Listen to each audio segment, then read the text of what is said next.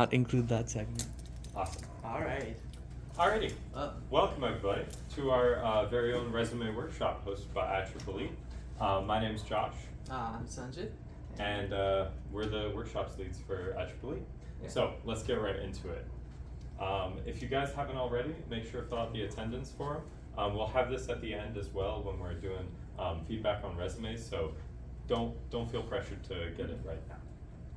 Fantastic. Alrighty, so if you guys don't know us, this is Sanjit, my name's Josh. We love to take these pictures every day before our workshop, so yeah. just a little bit of a celebratory picture. Fantastic. So let's get on for the goals for today. What we mainly want to cover is what you should and should not include in your resume, as well as your best practices of your resume on how to craft it and put it together into a professional manner, as well as a few good and bad aspects of a resume, and a little bit on how to start a resume as well. And that includes a few templates designed by Sanjit and I, as well as the internet. So plenty of flexibility there. Alrighty, I hope this stops. Yeah. tweaking.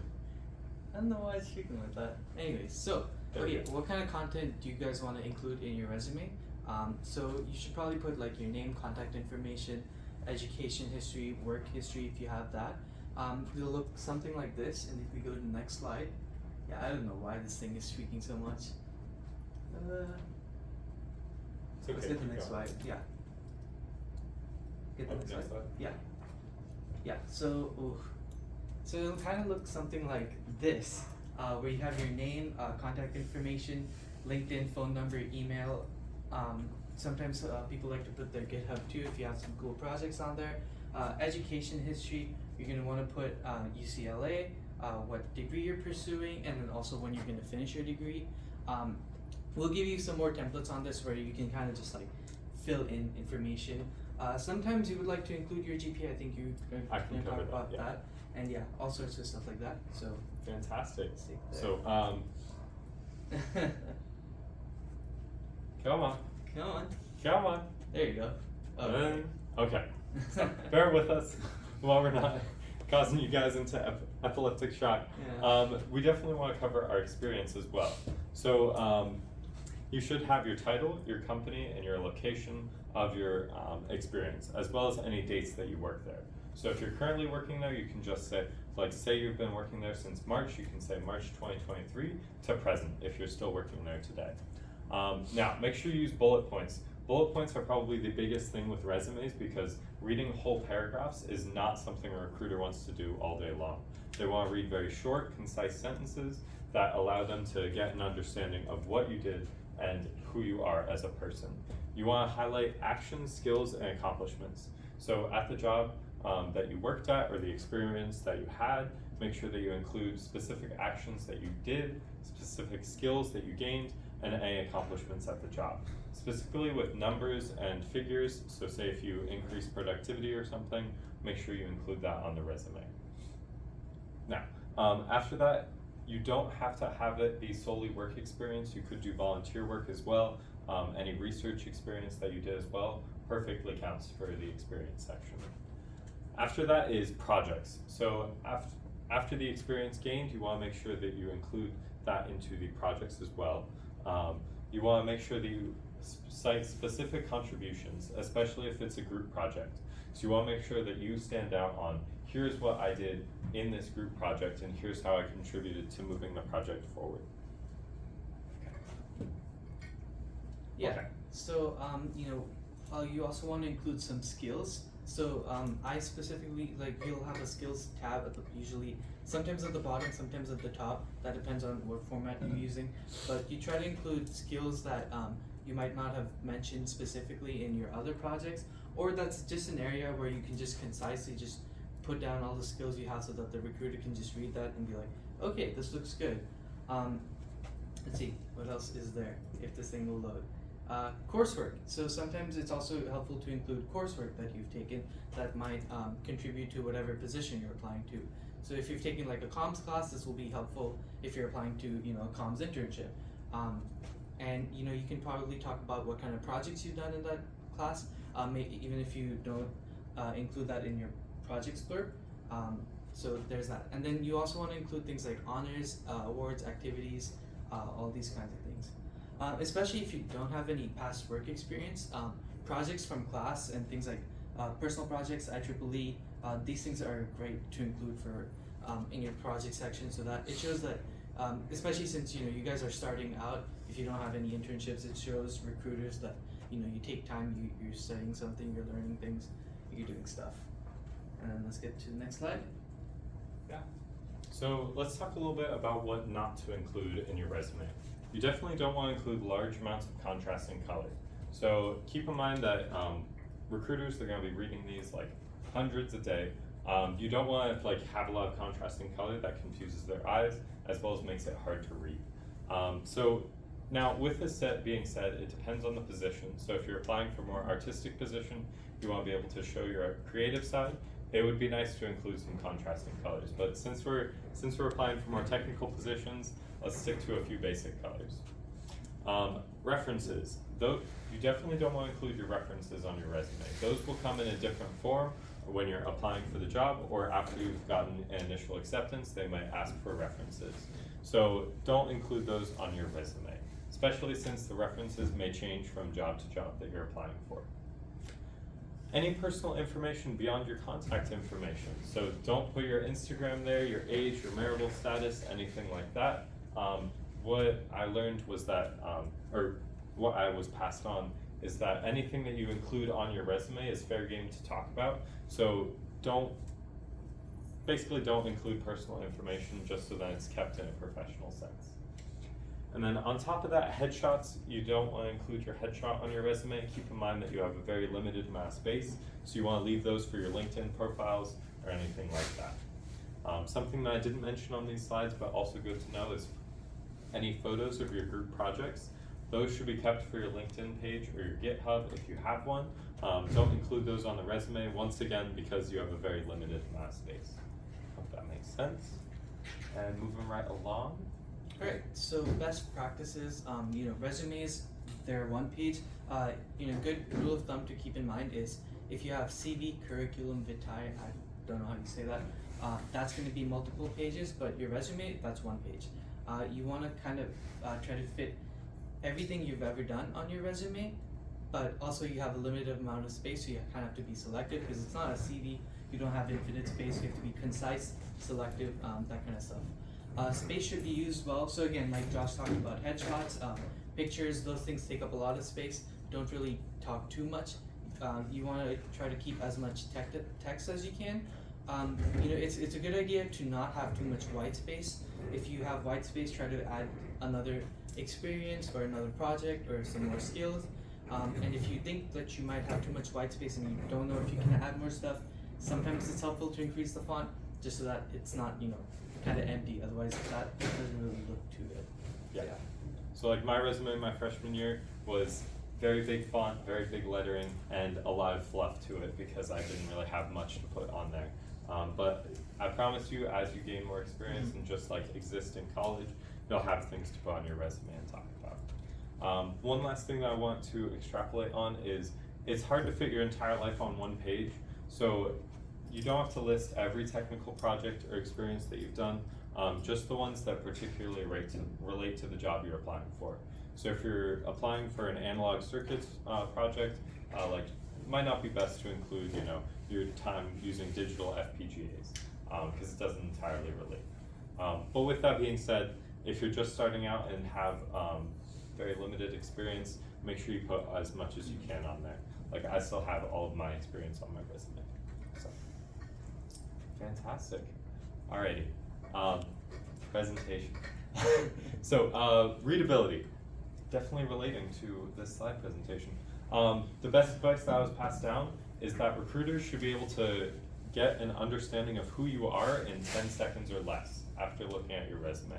So they're gonna skim down, starting from the top all the way down to the bottom in 10 seconds. So you gotta be able to have very concise wording, very active voice as well, making sure that you show, here's what I learned and here's what I did. Checking for typos. This is kind of an embarrassing one for me because I went to a career fair and noticed a typo halfway through on my resume, and I already handed it out to a few companies. So make sure you have others look it over. Especially after editing a resume for a few hours straight, you'll be like, oh, I already checked this. It can be hard to catch some typos. So having a fresh set of eyes definitely helps with that one. Once again, keep in mind the font size. You need to make sure that you can accommodate both digital formats as well as physical formats. So my digital resume right now looks pretty good, but when I printed it out on paper, the font size was a little bit too big. So you gotta basically experiment with both sides, make sure that works for both. And if you really wanna get fancy with it, you could have one that's specifically devoted for physical copies and one for digital copies. Fantastic. Alright, so we're gonna talk about ATS, which is applicant tracking systems. So companies use ATS kind of to, keep record of all their applicants, because you can imagine lots of companies, they'll get like hundreds of thousands of, or maybe not hundreds of thousands, but like large number of applicants for the same position. So one way that they filter it is instead of having HR look at all of it, they just have computers look at all of it. So that means a computer is going to filter your resumes. So you kind of also want to make sure that computers can read your resume. So some formatting details come into this. You kind of want to make sure that there's some parsing systems.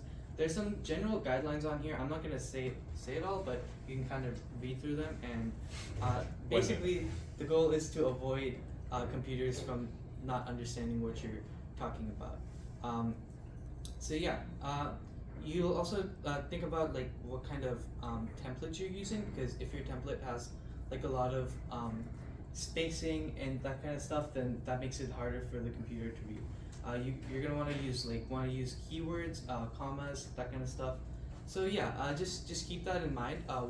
We have a resume scanner over here. Yeah, if you look up resume worded ATS scanner, you can just put your PDF resume in there, and it will kind of scan it, tell you everything you're doing right or wrong. Everything that it can read, you can kind of tell what it's not getting from your resume, and you just modify your resume according to that.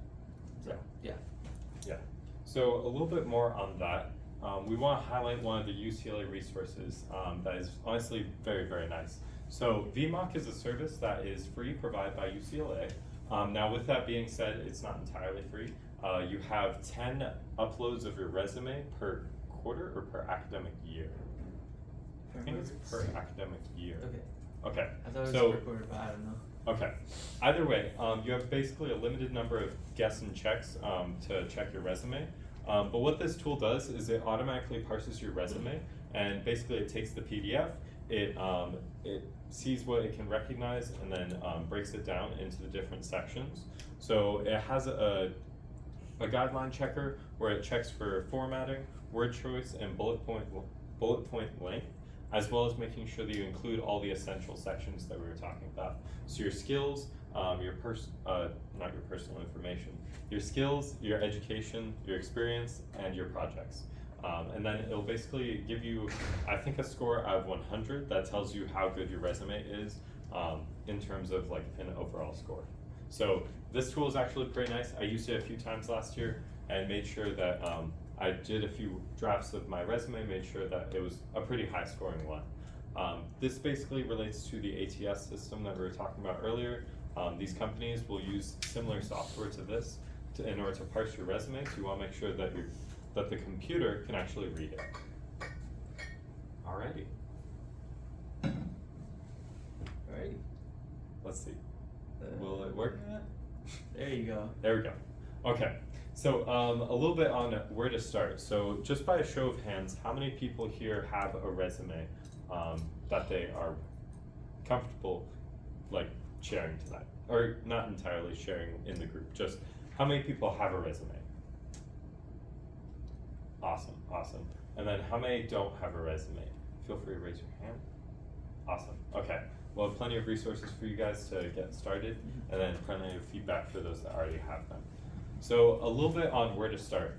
The best suggestion that I have is to reflect. Basically consider what you have done so far, and then in terms of activities, projects, experience, volunteer work, anything that, honestly just anything in your life, and basically compile that all onto a list. That could be a Google document, a physical notepad, whatever works best for you. And then while you're doing that, basically draft ways that you can stand out amongst the applicants. So plenty of people are applying to this position. You want to make sure that what you are doing stands out amongst others. So if you're working on a very niche topic, for instance, in a research lab or a project that you're working on, make sure that you mention that. Make sure that you show, oh, I'm devoted to this and I can demonstrate it as such. And as such, you want to make sure that you emphasize your passions. So those things that you're passionate about, say you're really passionate about, resistor circuits or RLC circuits, you want to make sure that you show that through your resume.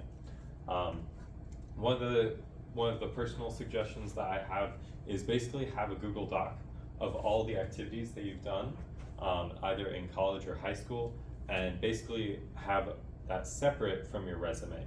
So basically over time, as you go through college, you can add more and more stuff to that list. When it comes time to applying for a specific job, you can basically just pull specific items that you need from that list. So if you're applying to a bunch of different positions, you can basically show that demonstrated interest. Welcome in. And then another piece on where to start is templates. Templates for you guys that need them. So we have a QR code here that goes to a Google Doc, not a Google Doc, resume. It's called Resume Worded. If you just Google resume templates, there are lots of them that are quite honestly awful. Too much like blank space and like colors and that kind of stuff. I think these ones are pretty good, professional, concise. So yes, and then these resumes right here, these are the ones that me and Sanjit use. I think Sanjit's a little bit more beefed up if you want an example of it. Mine's a little bit more bare bones to give you guys an one to fill out. Mm-hmm. So feel free to pull up these links for those of you that need the resume. Yes? Heads up, VLOC also allows you to build a resume on it. It doesn't just check. So You yeah, can build them. Okay. you just like insert your experiences and it does it for you. I'm going to take notes so then we can include that in the presentation. Fantastic. Alrighty, does anyone else need the link? see, did we put the link for the resume worded thing on the, or it's just a QR code? Yeah, it's just the QR code. Let's put the link up so that people can see that. And then Alrighty.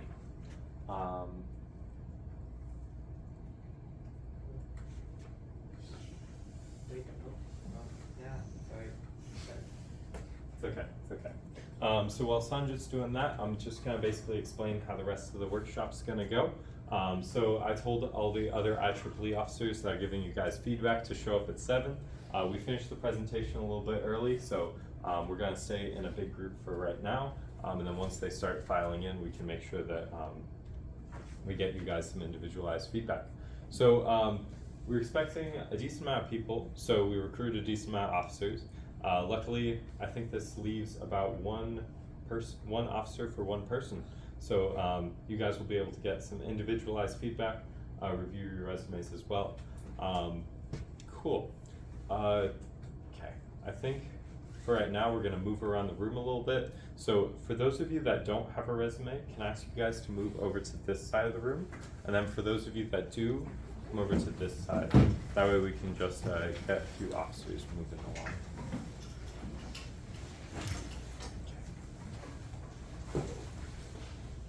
Hello, Frank. Oh my gosh.